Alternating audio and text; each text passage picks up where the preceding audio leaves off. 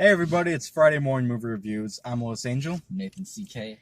and it's the 10-year anniversary of the movie that made me realize that movies can be art, and it kind of opened my mind up to what movies can be. It's The Dark Knight. Dark Knight. It's my favorite movie of all time, and the greatest superhero movie ever made, in my opinion. Yeah, agreed. You know, 100% agreed. Made in our hometown, made in Chicago. Chicago. Directed by Christopher Nolan, starring Christian Bale, Heath Ledger, Gary Oldman, Michael Caine, Katie Holmes, Aaron Eckhart. And Morgan it's Freeman. Morgan Freeman. Yeah. It's maybe the perfect hero-villain story in that the villain drives the story so much and pushes the hero in so many different ways. It really forces Batman to adapt and overcome and learn that maybe he can't be working by himself anymore as he's facing this terrorist. And I really love how the movie addresses terrorism in the U.S., post 9/11. Yeah. And I think that's fascinating. Yeah. I didn't even think about it like that. But, the opening scene of this movie is by far the best.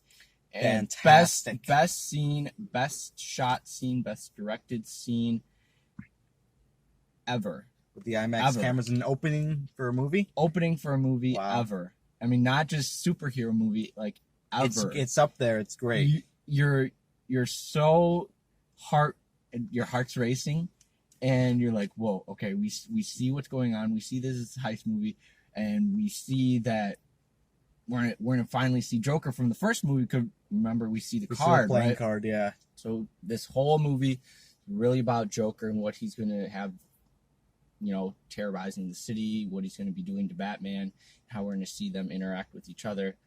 And this is not just your regular Marvel movie like we just saw Ant-Man, right? But Yeah. it's more or less like how is Batman and how is Joker place them in your city today and shoot that movie. How does that play out? Yeah, exactly. Not just like, okay, we know these superhero characters and okay, like there they are and we make this like mystical magical world. Yeah. But it's like our world. It's very right now, grounded in reality. and you can relate to a lot of these things. You can see these places like, okay, this is Gotham City, but it's also Chicago. Like we see these places. Okay, this is. It never feels like the Tim Burton movies where it's like gargoyles everywhere and hanging off the buildings. buildings. Because that's Christopher Nolan's best way to do things is he uses everything real. Just to make it real. Yeah, this movie's about choices. It's about pressuring people to make, decisions that they would hate. Like Joker, at one point, he forces police officers to try to kill an innocent man. If you don't do that, then I blow up a hospital. Yeah. And you're forcing all these, decent people into these indecent, scenarios. And that's what's so fascinating about it. Is because when you do that, you really bring out, like, the truest form of the character. Batman has to become this uncorruptible thing, which maybe he wouldn't have been at the beginning of the movie. And he has to learn that he can't do this on his own. He needs allies like Harvey Dent and Alfred and Lucius. And I think that's so fascinating because Batman's a loner and you're forcing him to he realizes he can't do this on his own. Yeah. And I love how Joker's always attacking like these very influential people, like the mayor, the judge, the district attorney, all these kind of people, and he's really attacking the city for who it is and showing Batman like, hey, this is Gotham, this is the real city. This is how it is and how it always will be. So what are you gonna do to kind of come after me, or what are you gonna do as Batman to stop these things? And ultimately Batman has to lie, right? He covers up the truth about Harvey Dent. And this movie's 10 years old, spoilers. But the Joker wins in this movie. He wins in that he proves that people aren't as good as they say they are when the chips are down. And we see that with Harvey Dent, And let's just talk about it. Heath Ledger's top 10 performances of all time. Yeah. In a movie, maybe. Yeah. He's fantastic. He completely owns every single scene he's in. Yeah, and I love to see, looking back on it already 10 years ago, which is insane. What he had to do to be in his character and how that affected him. in his Just with actual life, to really be in character, and then he's basically stayed in character, which is kind of creepy and It's terrifying. in real life. But I feel like any of us who would really be in that character and in that state, you'd kind of be transfixed in a way of like staying in that character. You couldn't take your eyes off of him. It's something that really messes with your head so much. Christian Bale's really good in the movie, but he's playing a lot of he's not super, reserved, but you can see a lot of the inner conflict going on with him, where he doesn't want to have to choose between being Batman or being with, Katie Holmes. Not Katie Holmes. Yeah, not Katie Holmes. Maggie Gyllenhaal. Oh no. There's a switch.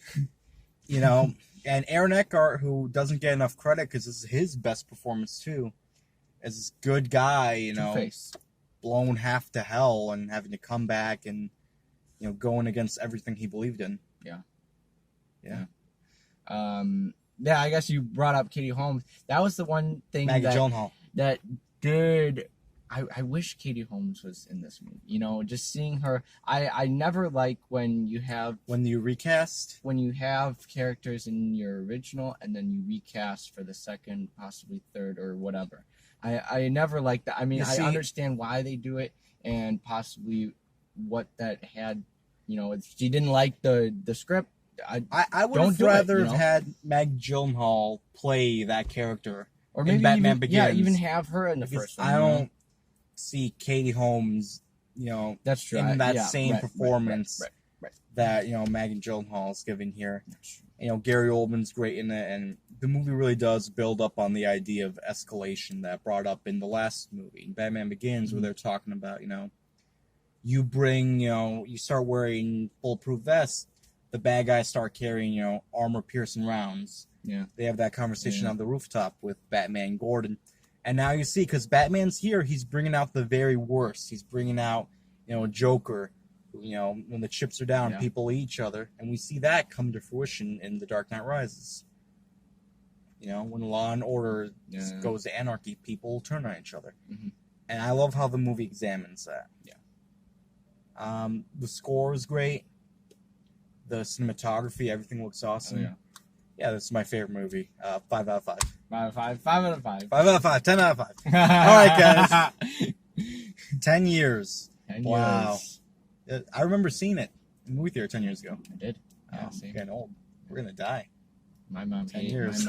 didn't want to bring me to this movie because she like all scary? the old Joker stuff. And, she's very. Well, I love the Joker. You're probably gonna watch this. Hi, Mom. Kiker's mom. My mom's never gonna watch this. All right, guys, that's the review. Like, comment, and subscribe.